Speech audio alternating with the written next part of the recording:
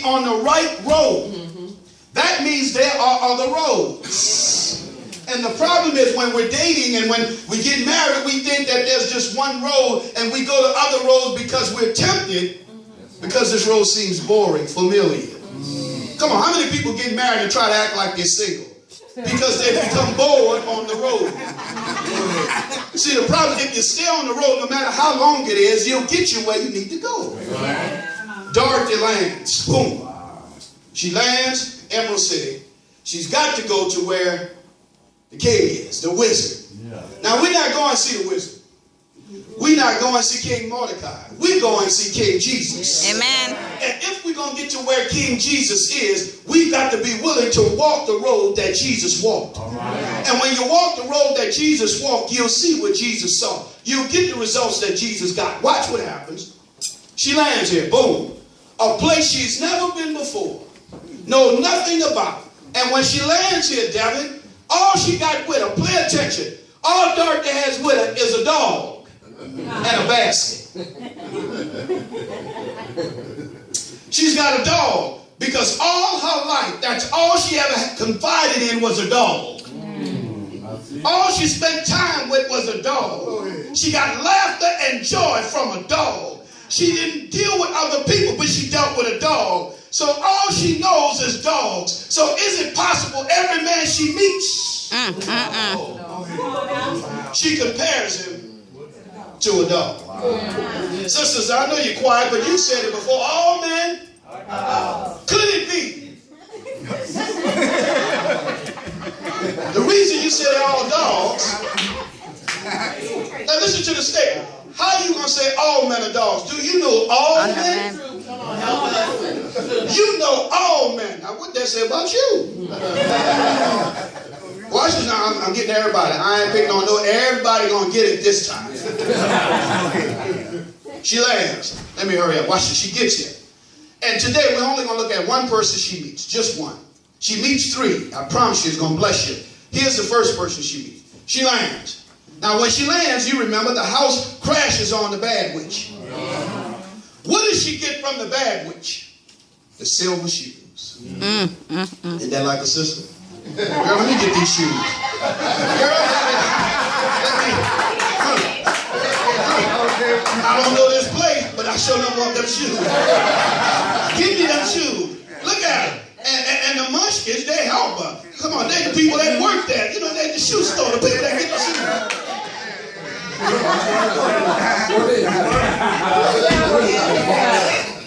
Lady D, I'm somewhere I've never been, but I'm clean. Look at the shoes, look at the shoes, look at the shoes, look at the shoes. Because if people don't know nothing else about her, they know she got nice. Watch this now. So she gets there, she's got the shoes on, she's got her dog with her, and as she's going down the road, now I'm going to skip a whole lot of stuff because I got to get to the main thing. She notices there's a scarecrow stuck on a pole. She looks at it. The dog is barking because he's unsettled. He's not sure about this whole thing. And watch what she does. She looks at him intently. Oh, God. And the man who wrote the original script, watch this. We don't see it in the movie. The book tells us that the first thing the scarecrow does to her is wink. He winked and it got her attention. Lord have mercy. He didn't speak to her. He didn't holler at her. He just... Sisters, how many times? You don't know what it is, but he put that wink on you. So now she goes closer. Watch this now. And when she gets close to him, she starts to engage. Now, I can't believe this is... Toto's still barking. He's unsettled. Because now watch this. His space is about to be invaded. She's giving interest to somebody else. Isn't that just how we get, brothers? The minute she starts talking to somebody else, you start acting up, barking and ready to bite. Watch this now. So when she does this, she starts talking, and she asks, is it really a scarecrow talking? Now let me tell you something about the scarecrow. The scarecrow was created, watch this, Minister Hall, to be there to scare away crows. things that will disturb and irritate. He's created, that's his whole purpose, just to scare away crows. But he gets there, and when she gets there, she sees him. He's stuck on a pole. He's in a place stuck on a pole. She's in a place she's never been. And her first interaction with a man is one she sees that's already got a problem. Watch it. She sees the man stuck on a pole. He's got a problem. You can see that. But in spite of his problem, she engages conversation. And she begins to ask him stuff about himself. And watch what he says. If you help me down, I'll gladly help you. Because all he really want to do is get down. Says, how many times you messed up because you say, I'm going to help him. When I help him, he going to start going to church, and I'm going to help him. You can't make nobody do nothing. But you think because he let you get him off one thing, you're going to get him into something else. Watch it now. He gets off the pole. Watch it, watch it, watch it. He gets off the pole. Oh, have mercy. Oh, that is, I can't contain it. He gets off the pole. When he gets off the pole, he ain't got no balance. So she got to help him learn how to walk. She helps him. Now watch this, because I had to write it down because I didn't want y'all to think I was making it up. As I'm reading the book, Dad, it's blowing my mind. Because now she is, watch this. Because see, we always focus on the problem being a scarecrow. But Dorothy got a problem too. She lost. Could you imagine what it's like dealing with somebody that lost? They don't know where they at. They don't know what to do. They lost. And she lonely. She lost and she lonely, and all she got is this dog. Meets the scarecrow, comes down, watch this. She's balancing him. Watch this now. The scarecrow comes off the pole. She's lonely, and watch with the scarecrow. I got to give you this. 2 pivotal questions. Write this down because it's important. 2 pivotal questions, Hall. The scarecrow asks of Dorothy. First question asks is, who are you? Who are you? Sisters, who are you? I don't want your name. I don't need to know your mama. I don't need to know your wife. I don't need to know your job. But who are you? Who are you as an individual? If you knew the Bible says you are a royal priesthood, a chosen generation. Who are you? Because if you can't tell me who you are, then whatever I define you by, then that's who you think you are. That's why, ladies and gentlemen, you see some sisters who are dealing with brothers who treat them bad. And you try to break them up and say, no, you don't need to go back to him. She go right back. Because he's told her who she was. When you don't know who you are, you'll be whoever people call you. You can't be responding to what everybody say. If everybody calls you something different and you respond, then you really don't know who you are. Shorty, baby girl, boo, what, huh? Psst, all that, what? All right, come on, some of y'all, you may not know, but you respond to that. Psst. Watch this. He says, Dorothy. He addresses her. He says, who are you?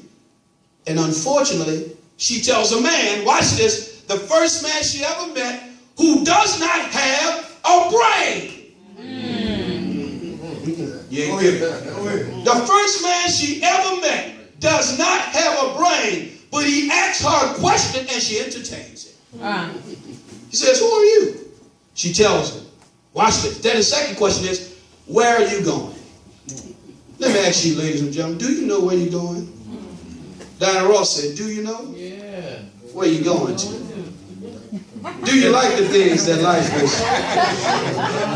Then she repeats it. Do you know? My question for you this morning is, do you know where you're going to? No, I'm not talking about today. I'm not talking about your location. I'm talking about your destination. Do you know where you're going to? So now you got this woman, watch this, who's lonely. She's all alone. She's got a dog. She's got some nice shoes. That's all she got. And she needs to get back home to where the familiar is. Watch this. And so the scarecrow, who has no brain, is there. And she says, you can come with me. Go ahead. Sisters, you may be in a better relationship now, but you met some brainless brothers. Thank you, sis. Yeah, you met some scarecrows. Listen to it. Scarecrows. You've never seen a pretty scarecrow. And that amazes me. I've been to the mall shopping center and seen good-looking sisters with some scarecrow. Come on now, watch it. Because if that's all you know, that's the way you go. Huh? And you don't care what they say about him, because you start defending him. He's good to me. He this, he that, but he's just a scarecrow. Watch this now. So he asks us some pivotal questions. Watch this. He says, "Where are you going?" She says, "I'm going to Emerald City. I'm going to see the wizard." Watch this. She says, she gets him down. Toto starts barking. He gets it. The dog starts barking, and he's reacting, but he's not scared. Watch what he says. She says, "Don't you know what Emerald City is?" He doesn't know where Emerald City is. She said, "How don't you know?" Listen to his response. He said, "I don't know anything." Wow. Dorothy's got all our faculties, sisters. She's got a mind, she's got a heart, huh? She's got brains. But she's taking a man, Lord have mercy, who doesn't have a brain, who doesn't know anything. Watch this now. He says, "I don't know anything. I'm stuffed. So I have no brains at all." Wow. I'm stuffed. Big Mama say, "You're full of," yeah, he's stuffed. Watch it. He's stuffed. Now watch the text. He's stuffed. He don't have no brains at all. He says, "I'm a man with no brains." She asks him, "Don't be afraid." Watch what she tells him. She tells Toto to stop barking first, because the dog is still barking. The dog still got a problem. Lord have mercy. The dog's still barking. Why is the dog still barking? Because the dog's not comfortable with who she's dealing with. At least a dog's got sense to know something ain't right here. She's talking to him, and watch what he says. Oh, she said, "He won't bite." The scarecrow says, "I ain't afraid." Watch it. He says, "I'm not afraid because I can't hurt. Wow. I can't feel anything." Lord have mercy. How many times have you made the mistake and you thought he was courageous, he was brave because he don't hurt? Listen to the other part. But he can't feel anything. I can't tell you I love you because I don't feel love. And you wasting all that time trying to get me to say, "I love you, I love you." Listen, woman, I don't know nothing about love. All I know is you got me out of a bad place and I'm rolling with you. That's your problem, because you wanted company instead of compatibility. All right. That's all she wanted, company, because she don't want to go down this road alone. He says, "You can come." She says, "You can come with me." He says, "I'm not afraid because I can't hurt. I don't have no feelings." Watch this. He says, "I'll carry your basket for you." Now, a man with no brains is willing to help her with her load. That's really music to her ears. Come on, sisters. If the brother's willing to help you pay some bills, he ain't got no brains, but he gonna help me. Watch this. She says, "You can come with me." Watch what happens now. He's carrying her basket. He says, "And the reason I'll carry a basket is because I can't get tired." Wow. He says, "I can't get tired. I'm a scarecrow. I ain't got no brains." Here you go. You've been dealing with it long enough, and you wonder why he's not affected like you're affected by the problems y'all have. And he said, "I don't get tired.